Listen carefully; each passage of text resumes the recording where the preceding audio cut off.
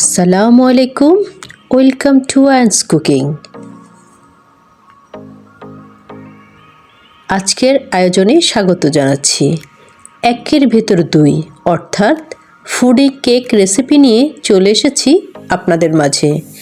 Cake এবং fooding উভয়টি test একই রেসিপিতে নেওয়া সম্ভব। বাচ্চাদের তো এটি অনেক পছন্দ। অতিথি আপ্যায়নে এই রেসিপির কোনো তুলনাই হয় না। দারুণ একটি ডেজার্ট আইটেম। কথা না বাড়িয়ে রেসিপিতে ফিরে এলাম।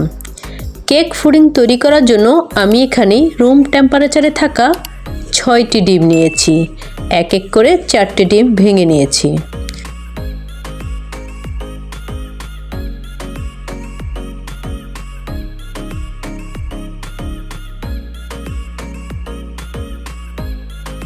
দুটো ডিম অবশিষ্ট আছে। আমি এটা দিয়ে কেক তৈরি করব। একটি কাঁটা চামচ দিয়ে আমি ডিমগুলোকে ফেটিয়ে নিচ্ছি।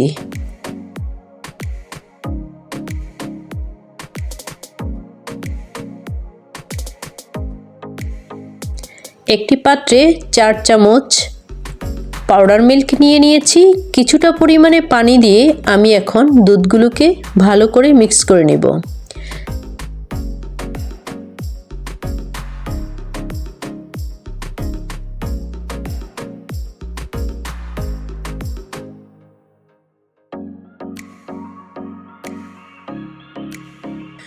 ডিমের সাথে 4 টেবিল চামচ চিনি যোগ করে ভালো করে মিক্স করে নিচ্ছি।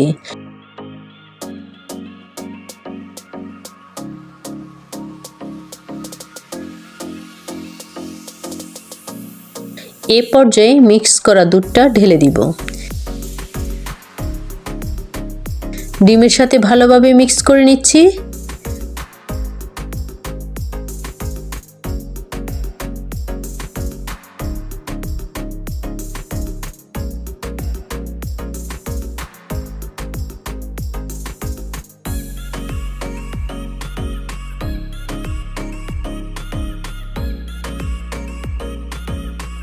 মিক্স করা হয়ে গেছে।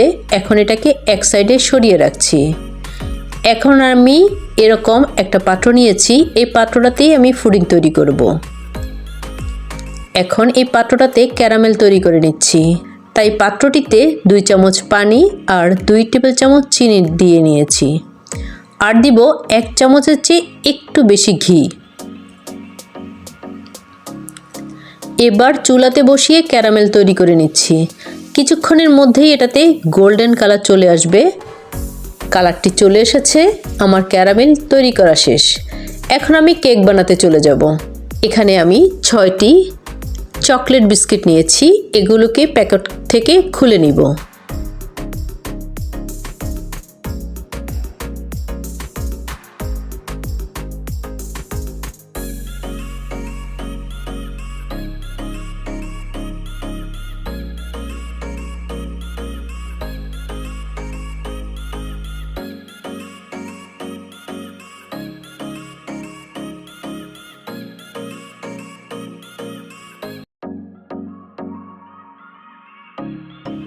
তারপর এগুলোকে গুঁড়ো করে নিচ্ছি।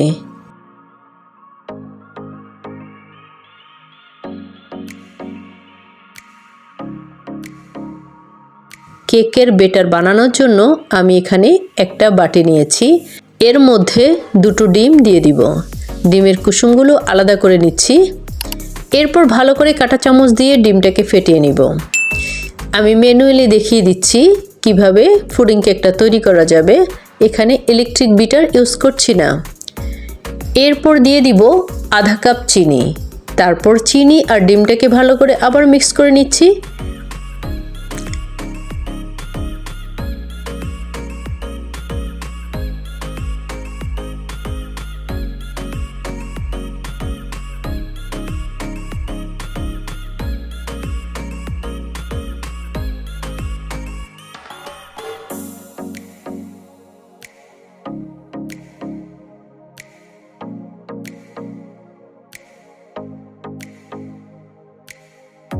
এখন এর মধ্যে দিয়ে দিব 1 কাপ তেল আর দিয়ে দিচ্ছি ডিমের কুসুমগুলো।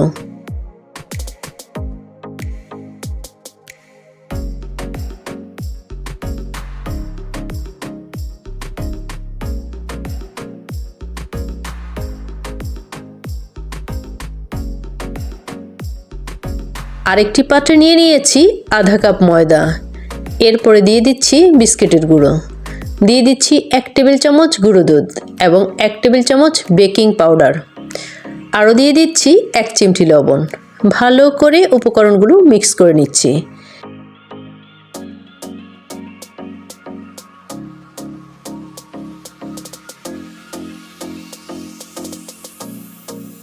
এখন ডিমের মিশ্রণের মধ্যে ময়দার মিশ্রণটি দিয়ে দিচ্ছি, ভালো করে মিক্স করে নিব।